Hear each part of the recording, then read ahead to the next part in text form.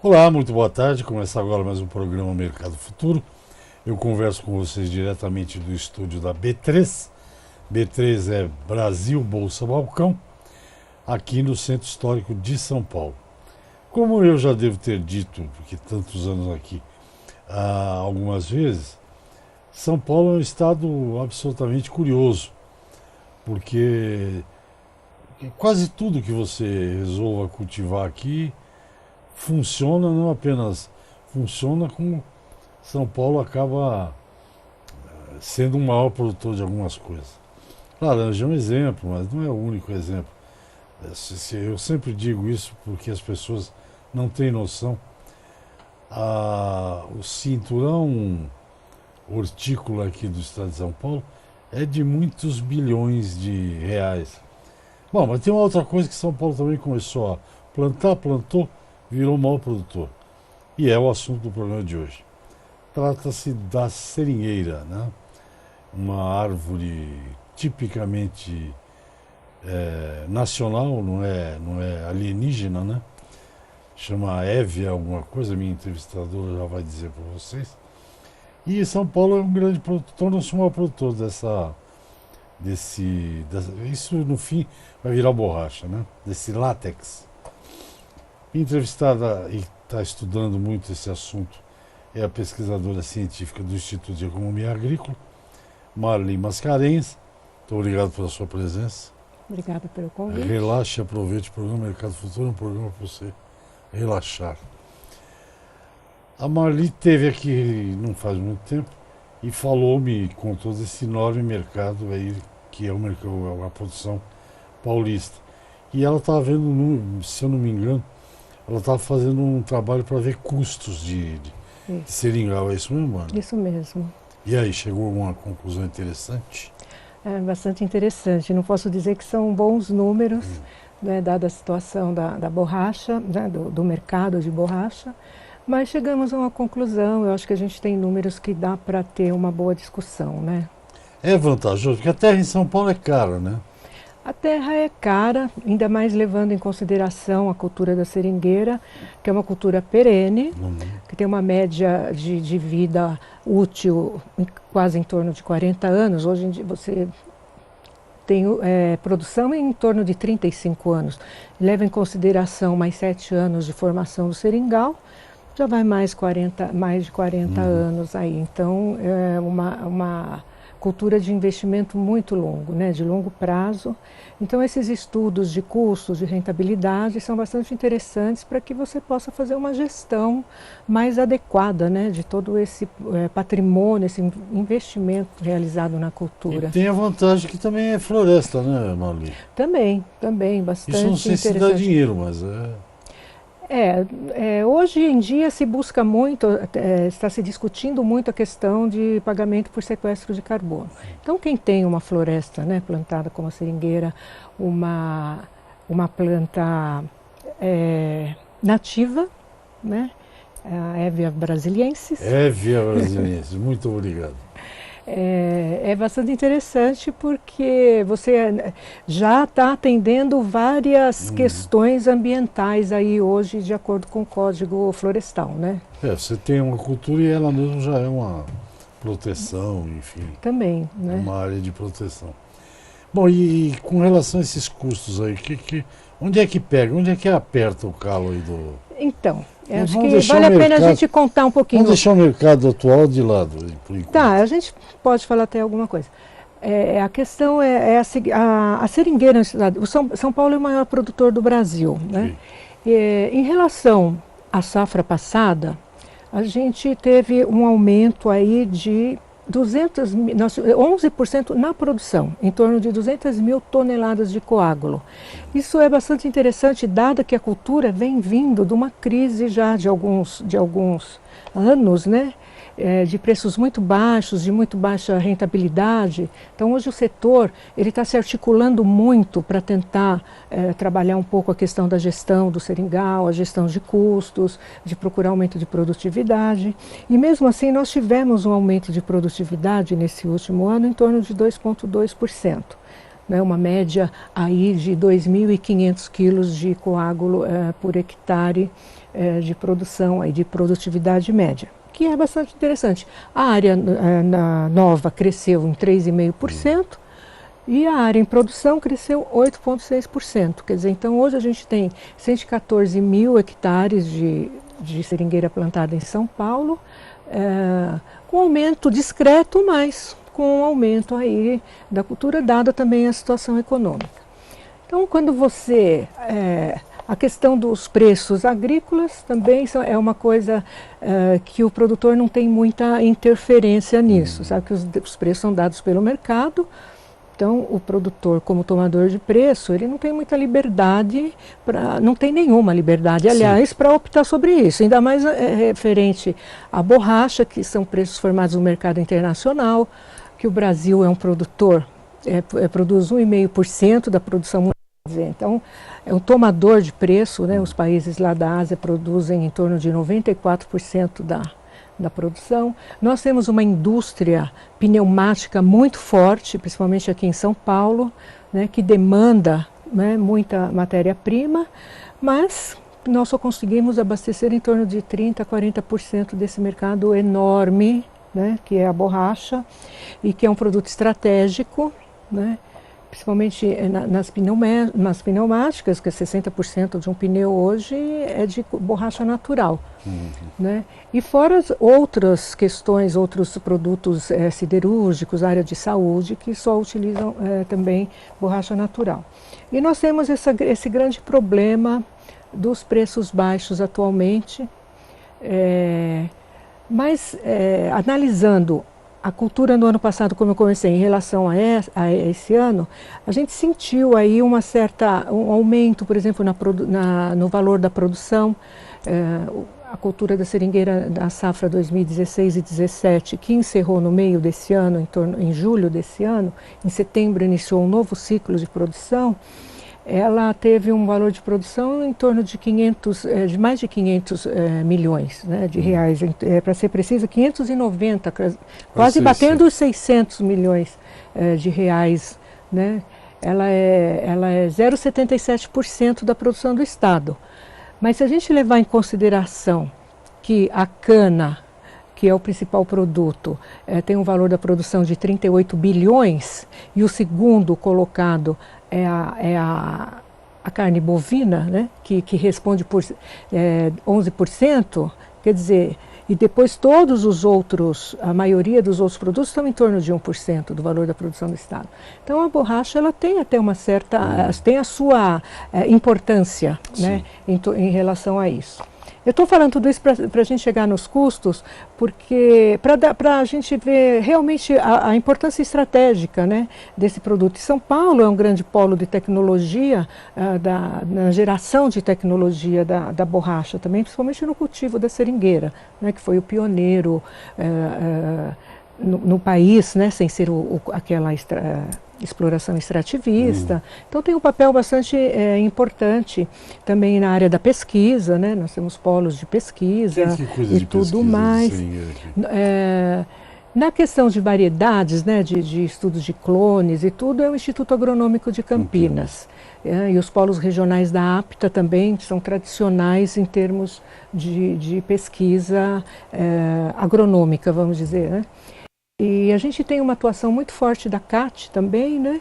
Na área de extensão rural. Nós temos ali extensionistas com conhecimento, assim, com muita experiência na área. E nós temos também na área da defesa sanitária também um grupo de pesquisadores, não é muito grande, mas bastante também... Que é do biológico?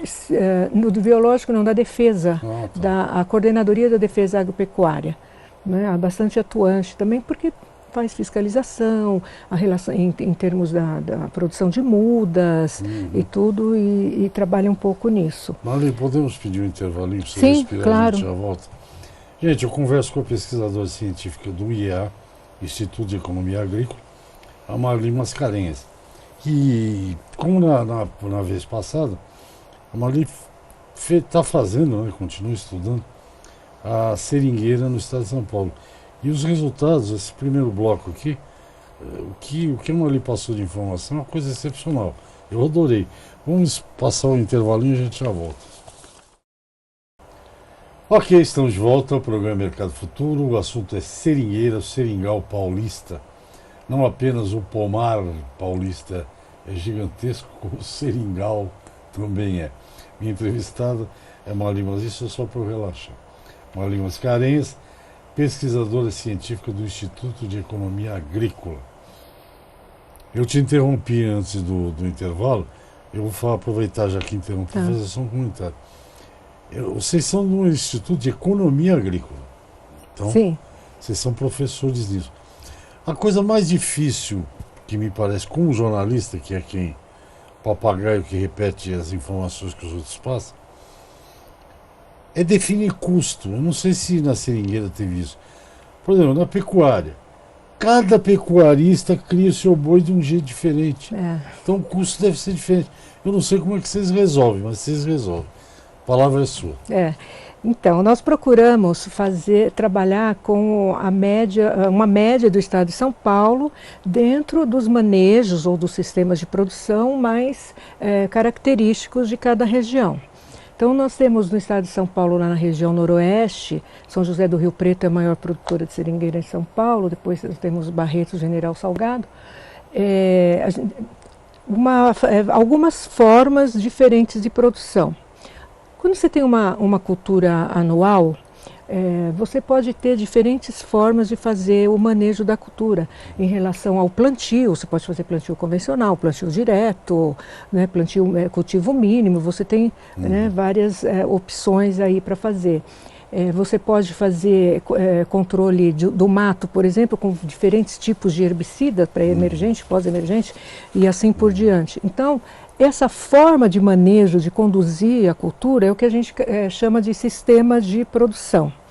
Então, e nós caracterizamos os nossos custos de produção através desses sistemas de produção para poder encaixar de uma melhor forma possível os diferentes produtores. Porque custo de produção é assim, cada um tem o seu. Dentro de uma mesma área você tem diferentes custos em diferentes talhões, porque você tem você pode ter diferentes tipos de solo, diferentes tipos de microclima. Quer dizer, então, existe uma variabilidade muito grande dentro das próprias propriedades, ainda mais se você trabalha com áreas mais extensas e tudo mais. Por exemplo, no caso da cana, a gente divide em ambientes de produção dentro de uma mesma propriedade. Na seringueira, nós não temos muita diferenciação nesses sistemas de manejo, porque ela tem uma característica mais homogênea, né? O sistema de produção dele é mais homogêneo, mas nós caracterizamos essas diferenças pelos sistemas de sangria, né? E isso é que acaba impactando mais na forma de você conduzir a cultura, principalmente em relação à questão do custo de produção. Então, a gente tem trabalhado, quando eu vim da outra vez aqui, a gente falou muito do sistema D4, que é um sistema de sangria onde você sangra, espera 4 dias e volta a sangrar, né? A sangria, ela é a extração do látex, quando você corta a árvore para fazer com que o látex escorra e você passa recolhendo depois, né? Essa que é a operação de sangria, que é uma operação feita por mão de obra manual. Você não tem ainda nenhum tipo de automação, né, para realizar essa operação. Então, e é a maior parte do tempo em que você fica em contato com a planta, fazendo a sangria. Então, o sangrador, ele é a pessoa que tem mais intimidade, maior, vamos dizer assim, responsabilidade em cima da planta, em cima da produção. E a gente tem um sistema, assim, de São Paulo muito de parceria, mas está migrando também para a CLT, né, contratação. Outros estados, né, essa questão da CLT já é mais consolidada. E a gente fez, então passou agora, como a gente começou a analisar os custos pelo sistema D4, que é o sistema assim, mais disseminado no estado de São Paulo, a gente começou a discutir um pouco como existe uma dependência muito forte da mão de obra de sangria e é um custo que mais impacta. Nós começamos a trabalhar, então, desde a implantação do seringal. Então, nós fizemos hoje um custo de implantação do seringal. Fizemos desde o 1º até o 6º ano, que é a fase de formação da cultura. E a partir do 7º ano, ainda faz parte do custo de formação, mas ele já entra em sangria, né? Já entra em produção. No início, 50% das plantas, até o 10º ano, onde 100% das plantas entram em sangria.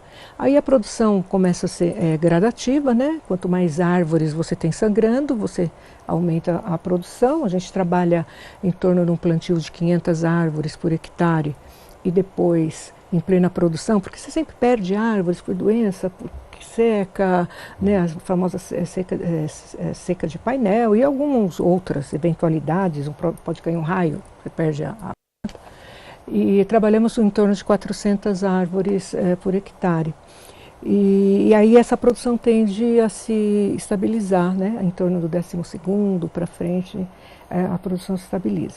Então a gente trabalha também com os custos de formação para dar um suporte em relação ao investimento, né, para o produtor que queira iniciar ou que queira implantar a cultura ou que queira comparar, né, os seus custos de acordo com a idade que tem do seu seringal.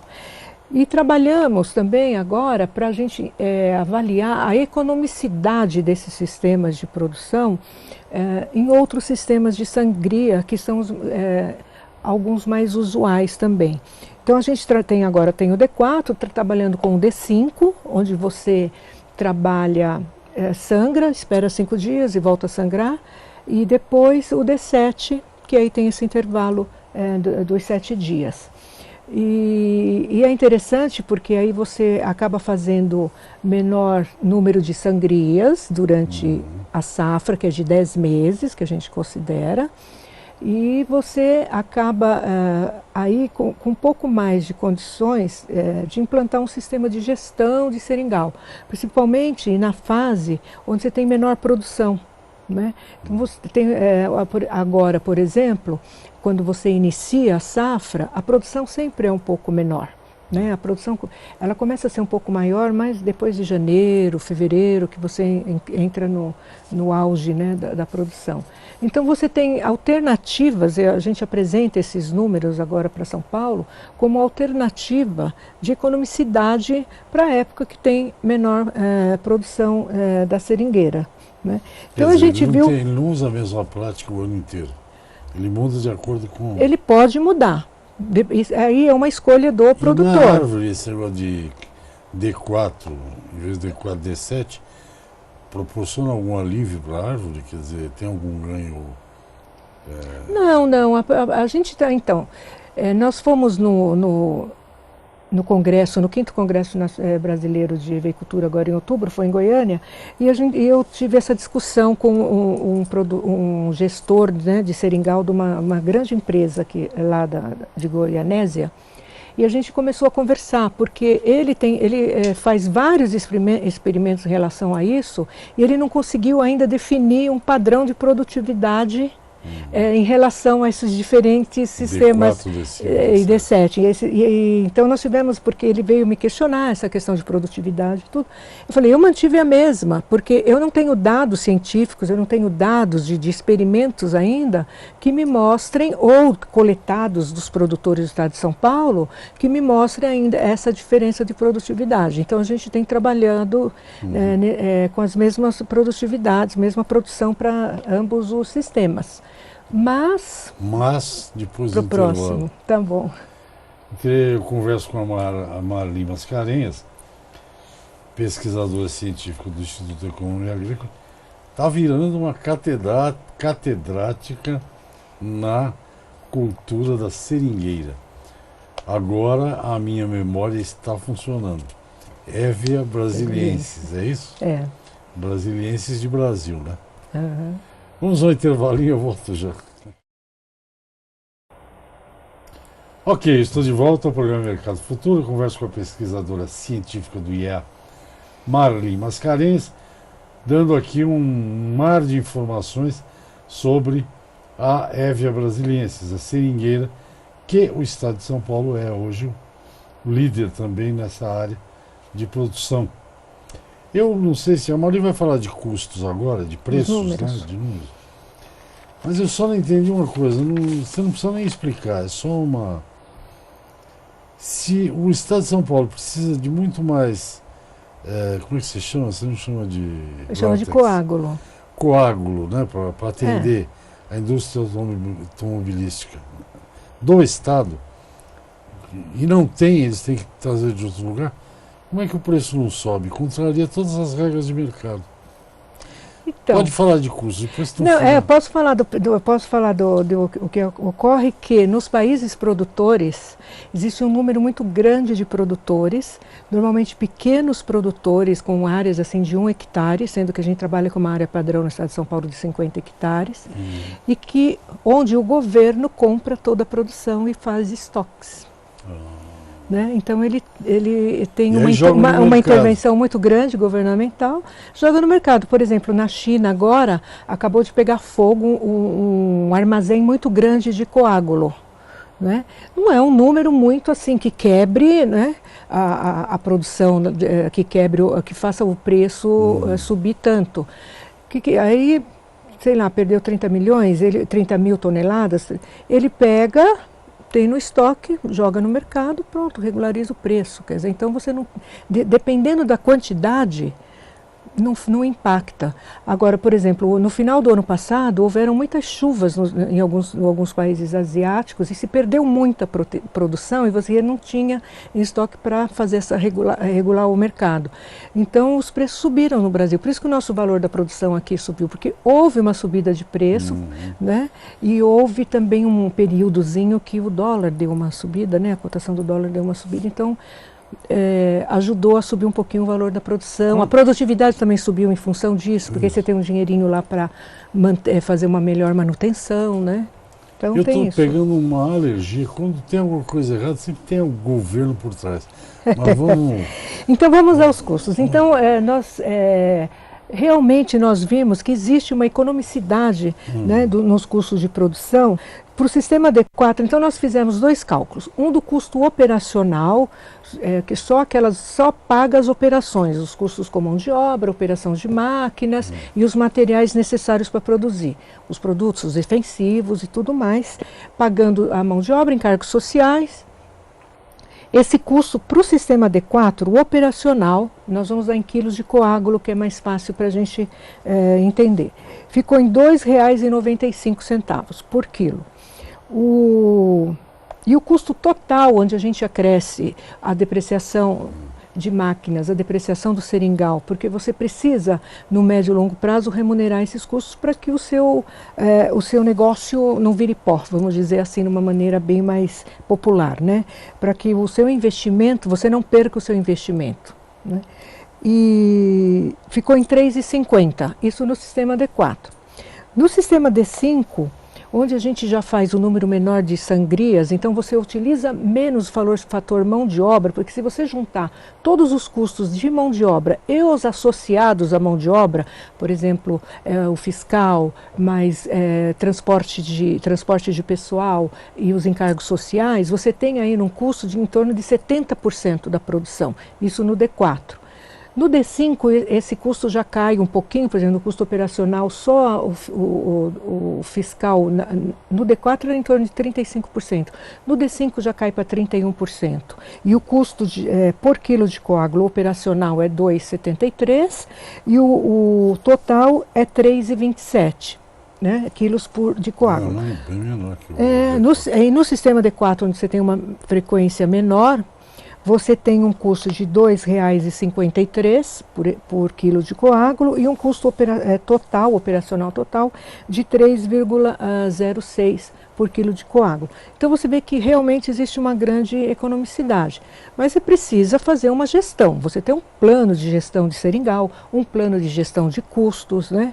Então tentar aí diminuir o custo para melhorar a sua rentabilidade. Porque a rentabilidade está negativa. Nós fizemos um estudo de rentabilidade em diferentes produtividades, 2.200 quilos por hectare, 2.800 e 3.200 quilos de coágulo por hectare, e avaliamos alguns indicadores de rentabilidade em diferentes preços recebidos. Nós fizemos pelo preço mínimo do governo federal R$ 2,00. Agora, graças ao estudo do IA, a partir do ano que vem esse preço vai para R$ 2,16.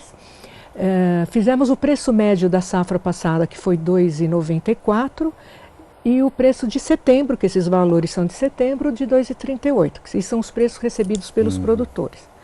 E nós só tivemos a rentabilidade, um lucro operacional positivo, quando a gente trabalha no sistema D7, recebendo R$ 2,94 por quilo de coágulo. Isso dá um lucro operacional de 9%. Nos outros casos, nós não temos... temos para o D5, nessa mesma situação, 2,8 de índice de lucratividade, nesse preço de 2,94, e produtividade de 3.200. E no D7, 9% de índice de lucratividade, também para esse nível de produtividade e esse nível de preço. Que é uma produtividade alta. Que é uma produtividade alta. Então, se a gente trabalha com uma produtividade média em torno de 2.800 quilos por hectare, quer dizer, o produtor vai ter que produzir um pouco mais aí, então por isso que a gestão é muito importante, tanto a gestão do seringal, em termos de técnicas e uso dos fatores de produção todos, e também gestão de custo, né? Quando fazer, como fazer, de que forma fazer, e exercer um maior controle em cima disso. De qualquer maneira, quer dizer, o programa já está terminando, mas eu acho que a gente tem que falar muito mais de seringueira ainda aqui, que eu estou gostando cada dia mais. Mas, de qualquer maneira, é uma cultura para o estado de São Paulo, que, até onde eu sei, é um estado onde se usa tecnologia, são produtores eficientes e tal. É uma cultura que tem, se você olhar, digamos, por médio prazo, é uma cultura muito promissora. Promissora, sim. Porque logo vai estar todo mundo produzindo 3.000, logo não sei, mas enfim. Sim, existem vários estudos aí de novos clones e tudo. Você acompanhou isso com certeza. Falaram que iam parar de cortar cana aqui em São Paulo, né? Programa aí. Que ia ser uma catástrofe. Não apenas, praticamente ninguém mais queima a cana. É, né? Verdade. Hoje é tudo colheita manual. Sim. Colheita mecânica. Como nem todos os cortadores ficaram desempregados. Teve muitos deles que fizeram um curso para aprender a trabalhar com operador e tal. Foi feito um trabalho grande. Então São Paulo é um estado que faz as coisas, por isso que eu estou falando isso. Faz. Suas palavras finais no dia de hoje. Então, Feliz Natal e próspero Ano Novo. Para todos, né? Todos nós.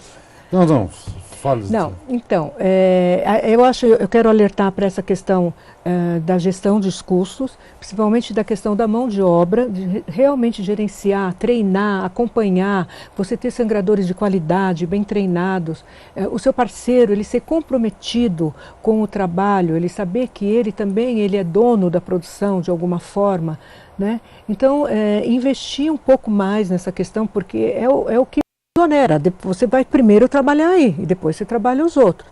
E lembrar sempre que não adianta a gente só torcer para o preço subir. A gente tem que baixar custo e melhorar a produtividade. E por isso, então, também se cercar de muitas informações de em todos os aspectos de clima, econômicas e tudo mais.